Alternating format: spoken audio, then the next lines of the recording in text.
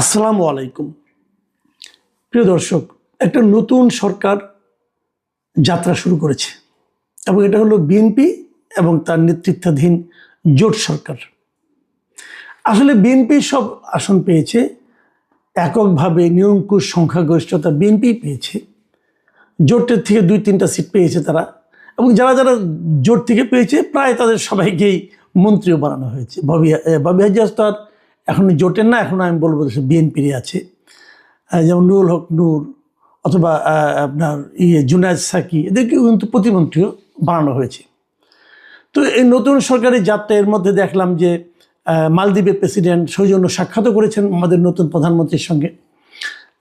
এটা বোঝা যাচ্ছে সরকার কাজ শুরু করে দিয়েছে। আজকে সকাল থেকেই খুব কয়েকটা বিষয় নিয়ে কৌতূহল ছিল যে কেমন হবে নতুন সরকার। আমার নিজের একটা কৌতূহল ছিল যে ওখানে যে তারা যে শপথ করবে সংসদ সদস্যরা, সেখানে কি সংস্কার পরিষদের সদস্য হিসাবে তারা শপথ করবে কি না, এটা নিয়ে আমার একটা সন্দেহ ছিল। কারণ আমি নিজে এটা নিয়ে আমার বেশ কিছু কথা আছে, বেশ কিছু ব্যাখ্যাও আছে। আমি দেখলাম সালাউদ্দিন আহমেদ সাহেব বললেন যে ওনারা সংস্কার পরিষদের সদস্য হিসেবে শপথ নেবেন না, এবং না নেওয়ার জন্য নিজের যুক্তিটা দিয়েছেন। এই যুক্তিটাও আমার কাছে গ্রহণযোগ্য মনে হয়েছে। এবং এই ঘটনার মাধ্যমে আসলে আলী রিয়াজ সাহেব যে সংস্কার কর্মকাণ্ডের পরিকল্পনা সাজিয়েছিলেন, এটা মনে হয় একটা বড় ঝাঁকুনি খেলো এবং ধাক্কাই খেলো, এবং এটা আমি আর কোনো ভবিষ্যৎ খুব একটা দেখি না। এটা গেলো একটা অধ্যায়। দ্বিতীয়ত, তারপরে আমরা বিকেলেও ওয়েট করছিলাম যে মন্ত্রিসভা কেমন হয়, উনি কাদেরকে মন্ত্রী বানান। প্রথমে শুনেছিলাম যে ছোট একটা মন্ত্রিসভা হবে, পরে দেখা গেলো না, ছোট হয়নি, মোটামুটি বড়ই একটা মন্ত্রিসভা হয়েছে। প্রায় আপনার 25 জন প্রধানমন্ত্রী সহ 26 জন মন্ত্রী, এবং প্রতিমন্ত্রী হলো 24 জন। সব মিলে পুরো মন্ত্রিসভার সাইজ হলো 50 জন। 50 জনের একটা মন্ত্রিসভা গঠন করা হলো। কিছু চমক ছিল। চমক অনেক বিশাল বিশাল নেতা তারা আসলে মন্ত্রিসভায় জায়গা করতে পারেননি। খন্দকার মোশাররফ হোসেন, মির্জা আব্বাস, এদের মতো আব্দুল সালাম পিন্টু, এদের মতো লোকেরা কিন্তু আসলে মন্ত্রিসভায় ঠাঁই পাননি, জায়গা এদের হয়নি। আবার কিছু সিনিয়র লিডার যাদের ভূমিকা, এটা আমার ভালো লেগেছে। সিনিয়র লিডারদের মধ্যে যাদেরকে বাদ দেওয়া হলো, যাদেরকে রাখা হলো, এই বিবেচনাটা আমার কাছে মোটামুটি পছন্দ হয়েছে।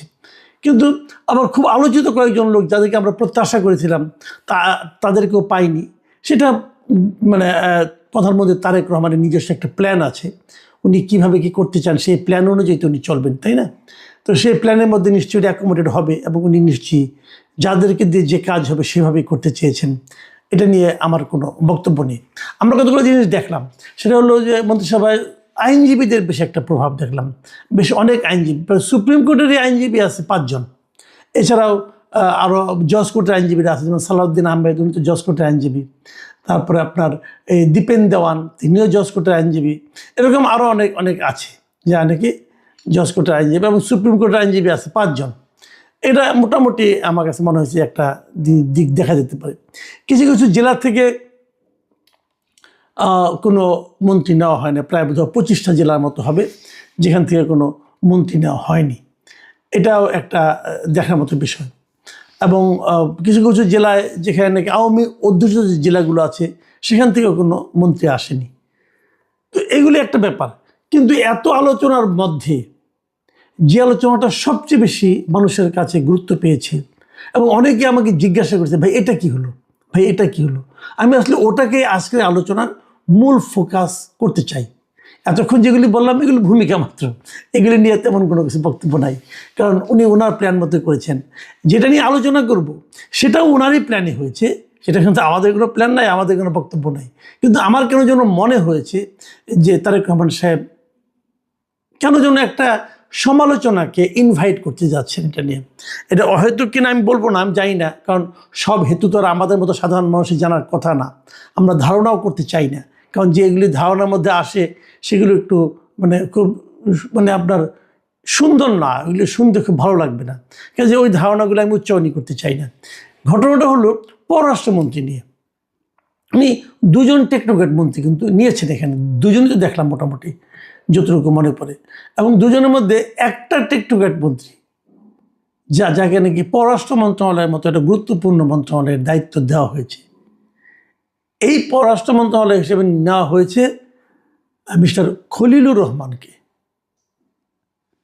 উনি অনেক পরিচিত একটা নাম বাংলাদেশের, আগে কেউ চিনত না। এই ইউনূস সরকার আসার পর উনি বিখ্যাত হয়ে উঠেছেন। উনি ইউনূস সরকারের মানে অন্তর্বর্তীকালীন সরকারের জাতীয় নিরাপত্তা উপদেষ্টা ছিলেন।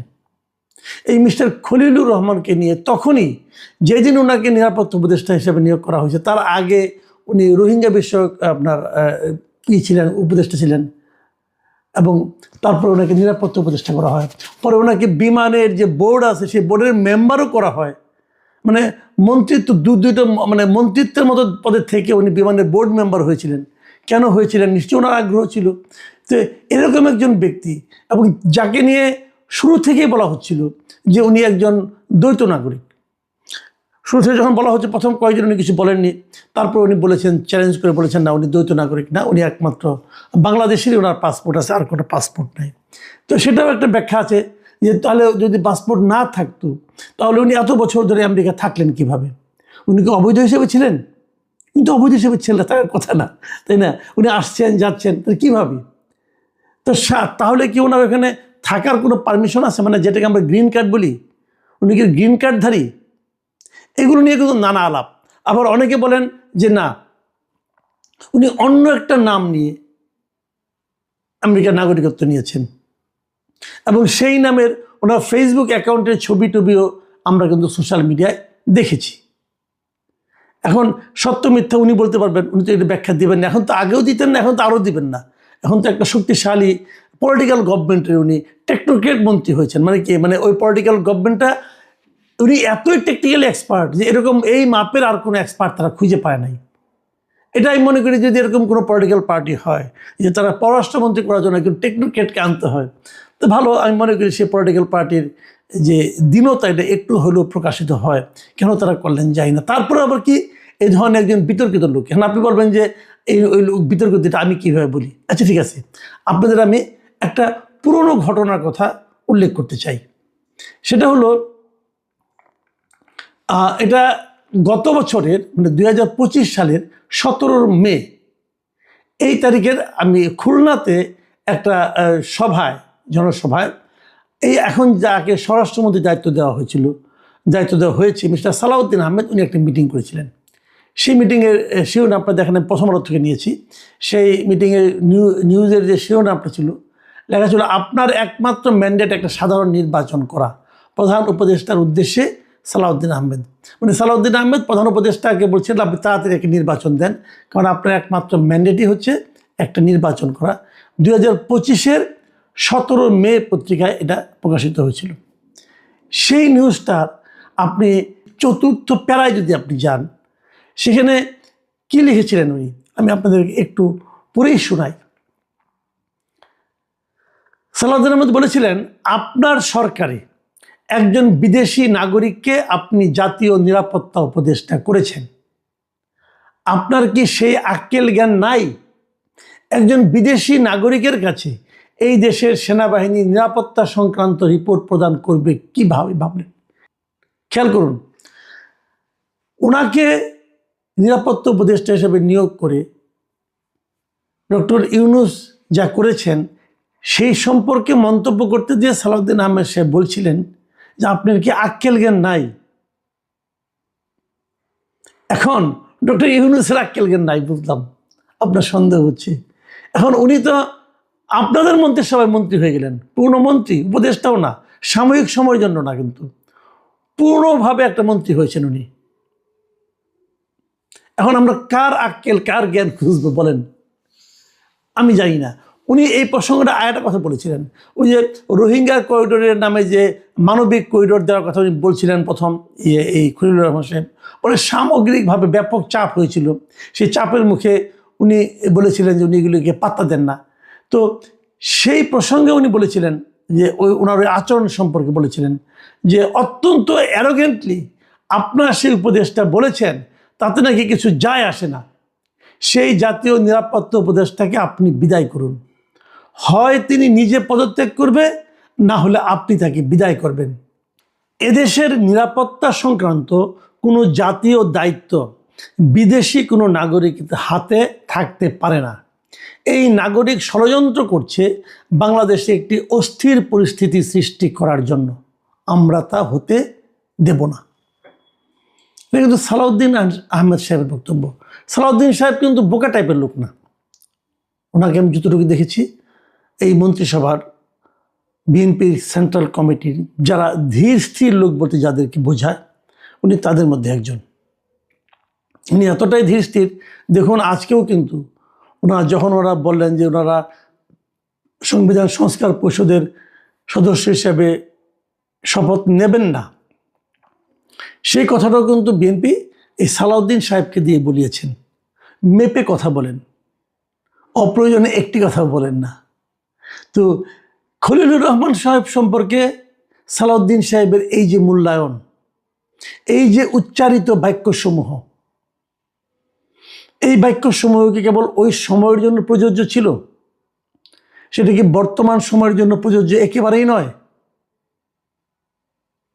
তাকেই আনতে হলো,